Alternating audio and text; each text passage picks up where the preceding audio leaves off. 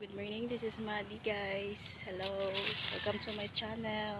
So now I'm going to our school to return my sister's graduation toga. So join the guys.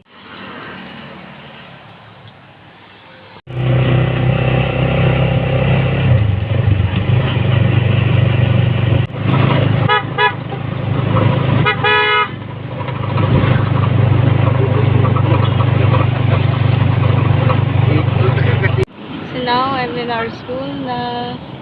So let's enter na guys. The teacher I'm returning the toga to said it should be washed first, but turns out my sister didn't wash it at all, so I just bought some fabric perfume and rub it all over to make it smell fresh and newly washed. Work smart, not hard. I use this guys. Guys, I'm done returning the toga, so let's make what do you call this? Let's make a quick tour of our school. See the exit, and there is the entrance. This building is for our faculty, and here this is the co-ed department, and this is the building of BSed Math, the bachelor's secondary education major in math, and this one is the center is BEd, which is bachelor of elementary education, and this one here is our building, the BTEL-Ed, which are course, and this bachelor of technology livelihood education, and our room is over there in the back. This is our quadrangle. Look at that, it's so big, right? We gather here for every event like intramurals and acquaintance like that, because we don't fit all in gymnasium. That's our gymnasium right there, and over there is our library, that building, and there is the cafeteria. Bala na mo.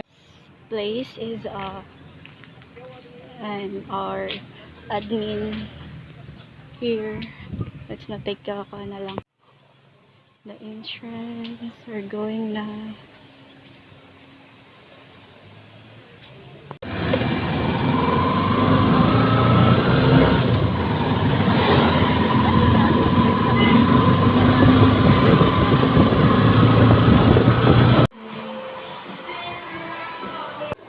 Outfit check.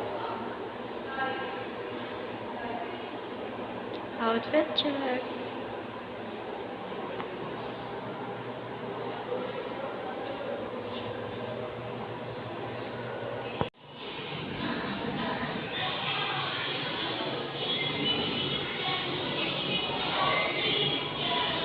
Now that we're done to our quick tour, let's make a quick shopping, guys. There's a difference, so let's check. Let's buy the small one because it's more cheap. The big one is a little bit cheap, but yeah, look, that's the one, 5 pesos difference. We already have a dishwashing liquids because we already have at home, so let's keep that. Buy a napkin because for our day. Char. Buy a toothbrush because I forgot my toothbrush in Ate Fatima's house. So guys, this is the school supplies section, but I'm not yet enrolled, so let's just skip this. So let's buy a steel wool for what? How much money? Just one only for our. Oh my god. I'm looking a lip balm because for my dry lips, but I can find. I didn't found one. Is it a sign of aging because I like to buy this one, the plates, but it's not on my list pa, so I just skip again. Look guys, so there's what this? Oh, only 130, but it's small, not for me. Joke. Oh, the big one. Oh, it fit the. It's how much the big one? Oh, 2K. Let's skip. So expensive. Planning to buy a tumbler for my nephew, but I remember he already have. So skip. So let's buy a Bremont for my hair for 139.